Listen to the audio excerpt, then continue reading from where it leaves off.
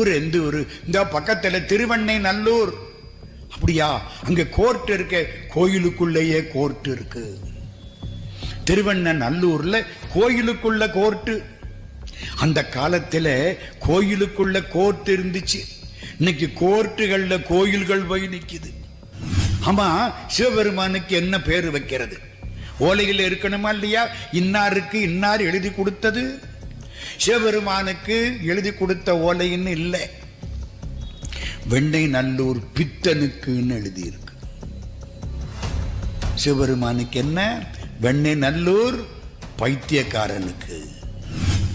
முதல்ல கலப்பு திருமணம் காண்டவனை தொட்டு வழிபாடு செய்யக்கூடிய சிவாச்சாரியார் வீட்டு பிள்ளைக்கும் கோயிலில் நடனமாடக்கூடிய கணிகைக்கும் கல்யாணம் சிவபெருமான் நின்று நடத்தி வச்சார். இந்த புரட்சி 21ஆம் நூற்றாண்டில் அல்ல, 8ஆம் நூற்றாண்டில்.